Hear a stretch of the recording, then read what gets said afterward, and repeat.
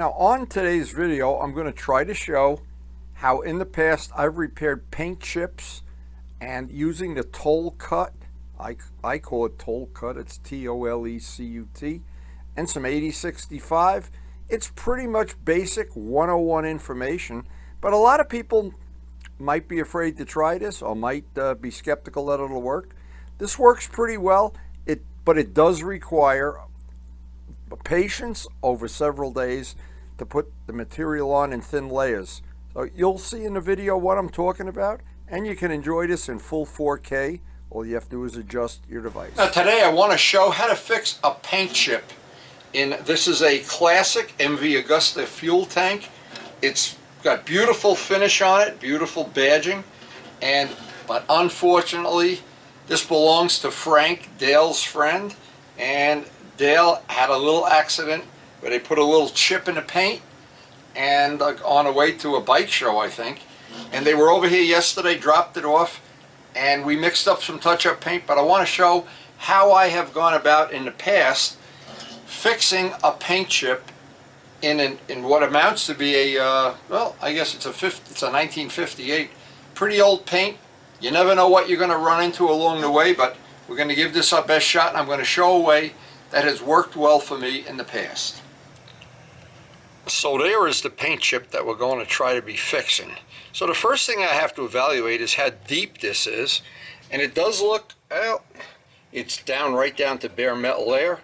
So what I'm going to do is put a couple of drops of CA on there, and that'll just seal that up. Because the finish on this particular tank is very, very thin, and if this were a custom bike finish, it'd be a lot more clear. We'd be able to grind away. We're not going to be able to grind away that much here. We're going to have to be real careful. But the first thing is just get a slight drop of CA on there, and what that does, it seals up the capillary action, lets it go in under the edge, so we don't have halfway through this the edge peeling up. Hopefully that's the plan anyway, and it's worked pretty well in the past. And of course, like most exotic or collector or old bikes, repairing these parts to the best possible finish we can put on this is really important, because you just can't go to eBay at any price and buy this part. Now, there's one other little chip in the paint here. I'm going to use that just to evaluate. Well, we could touch that up, even though you're probably not going to see it. There'll be a washer there. While I can use this as a little test, I can test the paint here to see if the color match. When Frank and Dale were here, we did a very unprofessional paint match using all of Turbo Steve's red paint. So I think we got it pretty close. Well, we're going to find out pretty soon. Okay, this is Sikkens M600. It's a degreasing agent. Prep ball would be good. Simple green would be good.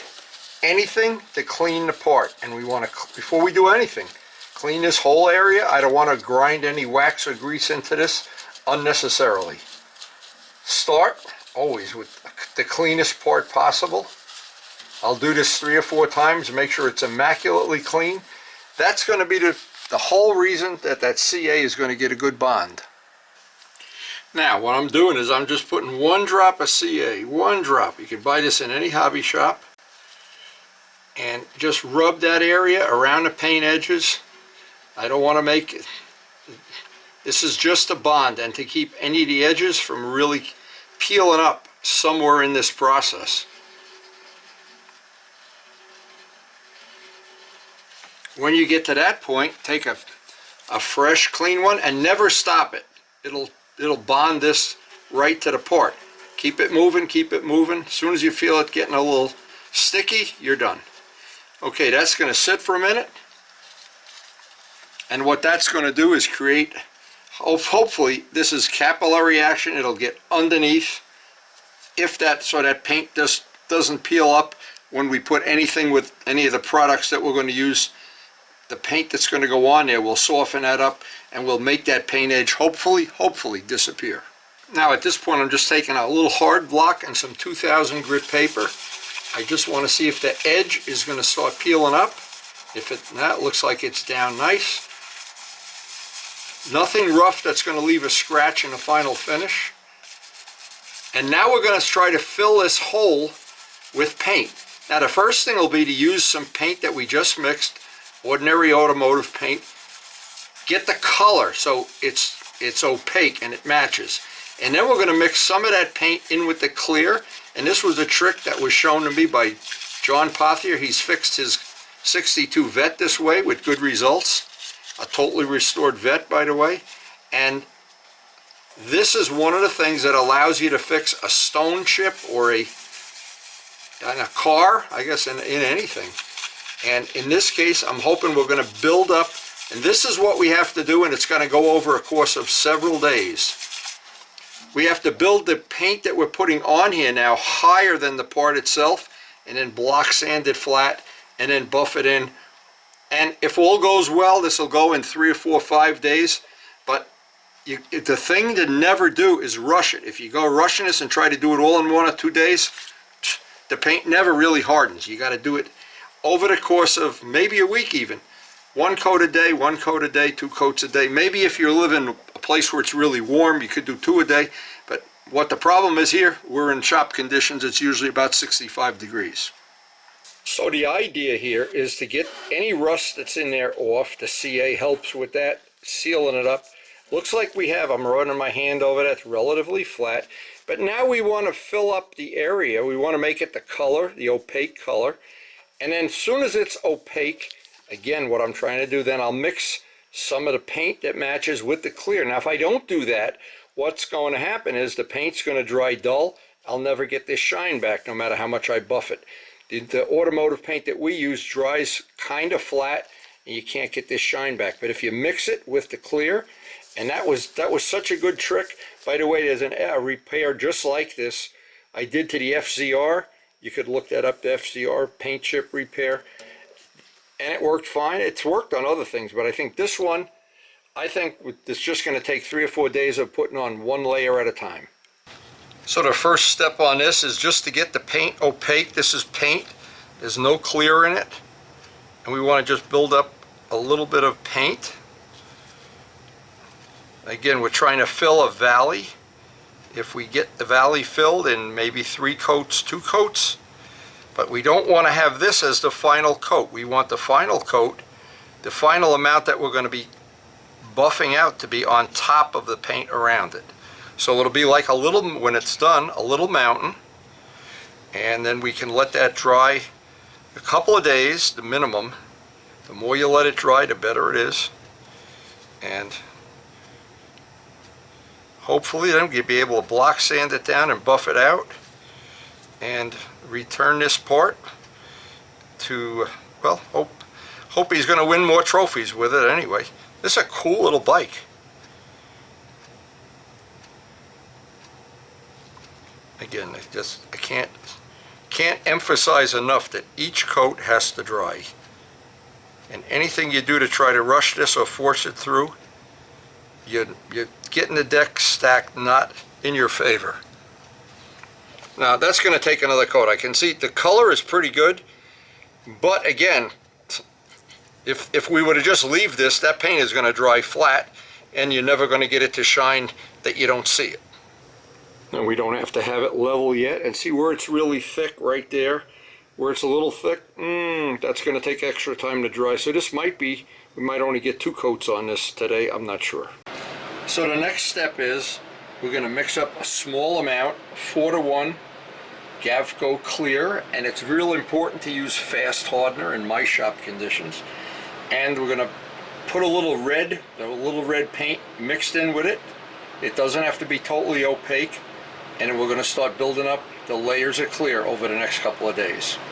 And obviously every day we have to mix a new batch of this. Now, of course, when you're mixing small batches, you got to be real accurate. This will be a 4-to-1 mix. And then we will just add enough red paint to it, of that matching paint, so that it's opaque.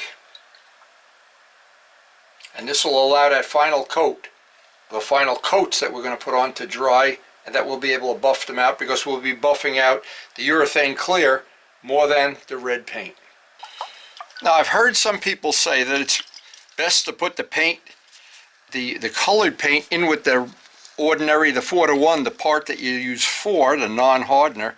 But I've done it. I've mixed the 4-to-1 together here, and I'm just doing this a couple of drops at a time until I see I don't want to put any extra in it either. I just want enough that it's kind of opaque. Because what I'm really looking for is that when I'm all done, I'm going to be able to buff this out and blend that paint edge in. That looks pretty close. Again, I don't want to add any more than I have to. So for right now, I'm going to just go with this as the first coat. Since we're going to be doing this over the course of the next few days, because it's this material I want to build that mountaintop from. And if this material, if you put it on in thin enough coats with a brush, it'll harden up very quickly, a couple of days. If you put this on all in one lump, like for instance, if you just let this dry in the bottom of a jar, 1/8 of an inch thick, it turns to rubber and you never get it to buff out. And I'm just being ever so gentle here. Just get any material that goes out over the edge, we're going to have to sand off, so there's no point making the edge any bigger than it has to be. And get this on. And this is pretty much, I don't want to build up the material way too fast. This is pretty much the end of today. We will come back to this tomorrow, the next day after that, and do exactly what we did here. Mix another batch until we get this to be as high as and even higher than the area around it, because wet sanding this off will be relatively straightforward. And I have a good feeling about how this is going to work. But the one thing you don't want to have now is just a big glob of something on there. And this is going to, I'll kind of watch this for the next 20 minutes or so till it hardens up. Make sure I don't have any big lumps or... So again, the idea is not to get anything too thick here. A lot of thin coats, and we're building this up one coat at a time. And this is going to go over the course of the next couple of days. And so that's just going to dry. Now, we do have a heating vent in the shop. I can move things around, so this is under a heating vent. We come back tomorrow. We'll see how that dried up, and if there's any spots where we need to add a little red paint, or if we can just continue on with the clear. Now, what we've done in the last couple of days is put a coat on in the morning, put it up by the heating vent, and the heat is on pretty much all the time here. And then just before I go to bed at night, I'll put another coat on. There's about 7, 8, maybe 10 coats on there now. They've all had basically 10 to 12 hours to dry in between coats. It's time to see if we can sand that flat. Now, I posted a video of using this in the past. You can look on our channel and just look up the word TOLECUT. It'll come right up, of how to do dry sanding. I want to try this first. If this doesn't work the way I hope it'll work, well, then we're going to go to the old wet sanding. But I wanted to try this. This is a sample of their material that was sent to me a couple of years ago by John Pothier. I've used it on my van to pull out some scratches, and I've pretty much done what I've done on this part for Dale, and we're going to give this a shot. But the main thing is that paint that we're going to be grinding the mountaintops off is totally cured. It's not a couple hours after you paint it. Now, just in case we have to put another coat on, because I feel like this might be still some spots that are low, but if I don't go through, and this is the critical thing, if I don't go through to where I can see the paint underneath, in other words, if it's still red, I can just fill this with just plain clear. If I go through, then I've got to touch it up with red and then repeat this over and over again.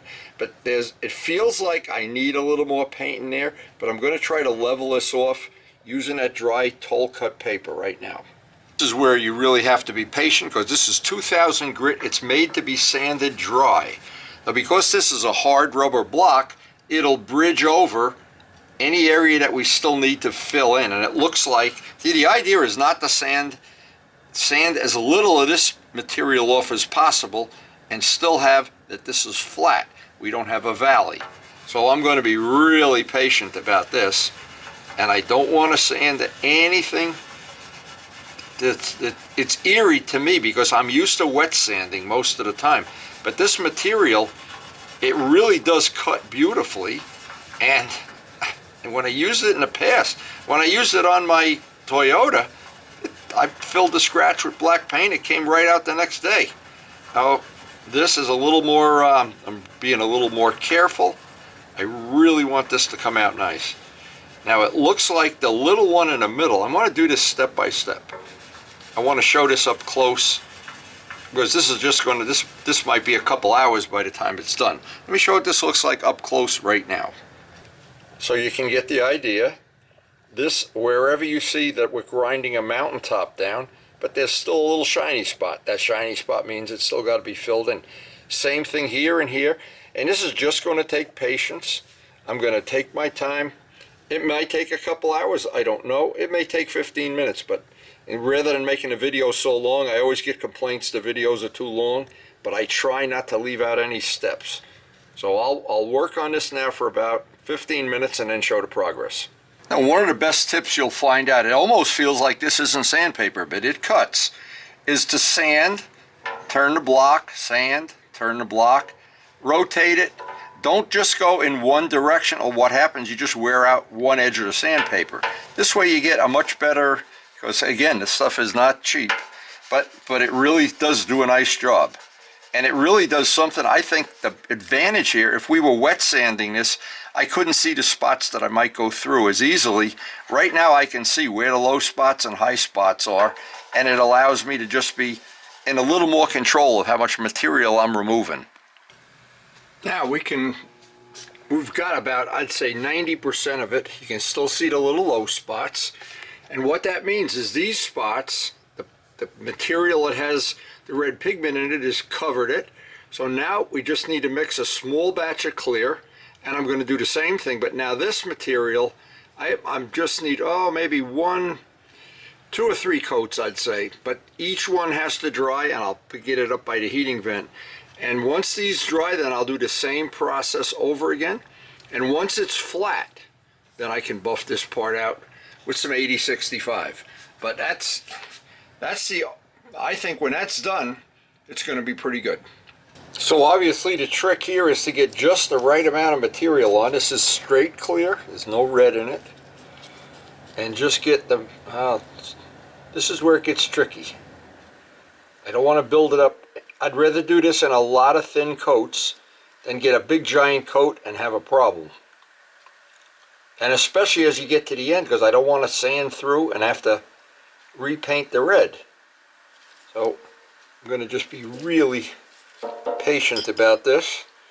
I'll get a coat on now. I'll get a coat on before I go to sleep. As soon as this is solid, I'll get it up by a heating vent. And this is just a patient, just takes patience. And each time we go through this cycle, it'll get more and more up to the top where this whole area will be level. And hopefully that won't be too far into the future. But it is, I just wanted to emphasize, you can't put this on all in one day or in one coat, or you run the risk, it's a risk, that the paint's never going to really harden as hard as it should. Okay, it's been about 24 hours since we put the last of the little touch-ups on there. We're going to try to block sand that down today, and hopefully not have to do it again, but if we do, we can do this over and over as many times as necessary. So what I'll do is put a new piece of the 2000 grit TOLECUT on there, the dry sanding paper. It looks like this is working pretty well. Now, if I go through, if there's still little low spots, I got to start making a decision, because there's only so much paint here. And as soon as I see anything that looks like I'm losing the clear, that's about as good then as I'm going to be able to get it. So what I'm going to do is be real careful. And this is where it pays to just be patient. If you have to do it over a couple of times, it doesn't really matter. It's in the overall scheme of things, the patience you spend now, you have, in this case for this bike, you have it for the rest of your life. So we're going to just use the TOLECUT, try to get this as flat as we can. Come back to this in about 15 minutes and see how this is working out. Now there's only one concern I have here. As I'm doing this, I know I'm going through the clear, and I try to evaluate. Once I get through the clear, I can't really do much more. So what I'm going to try to do now is take some 8065. What I want to do, I don't want to make this like a buffed out motorcycle finish. I want to try to match this finish, and of course I'll do that by hand using some 8065. And I would do this, This removes very, very little material. I'll get a brand new microfiber and be really careful, because the thing I don't want to do, I don't want to go down and to where I'm into the lower paint and I have all the clear sanded off. I don't want to, I'm going to really be careful not to do that. And I don't want to make it overly shiny that doesn't match the rest of the bike. Now this is the part that's going to be very, very delicate. I do not want to go through that paint. If I go through the paint, it's going to mean we've got to basically repaint all the red on the tank. I don't want to do that. But I think this will just bring it up, and it's already coming up at a reasonable amount. And again, I'm not sure if this bike had the amount of clear that I put on when I custom paint a bike, we could just grind away. But I know I've done enough Italian motorcycles to know they give it a lick and a promise. They don't really overdo it, that's for sure. So I'm going to work on this for about 10 minutes by hand, see if I can get it as good as I can. And no matter what, it's going to look a lot better than it did. Hopefully it's going to look that Frank and Dale will be happy with it. So this is the angle that you normally would see the motorcycle from. You'd be walking here, and I think we've disguised it enough, and we've not taken that really, really high risk thing of overly buffing and sanding this. Try to match the finish. I think I got it pretty well, but again, it's all in the eye of the beholder, and it'll be up to Frank and Dale to decide if that floats their boat. Anyway, I hope there was good information on the video you can use for if you have to do a little touch-up. Now, if you're new to our channel, we have a very, very eclectic channel. One of the new features we have now is some of the videos are grouped into groups that you can access all the videos for one category in one mouse click. And it should be very convenient and very handy. Just check out the feature on the main screen playlist. And thanks to everybody for supporting the channel. We appreciate your support, and it makes this channel possible with all the things we do, the painting, the wheels, the polishing. And please take a second or two and hit the like button.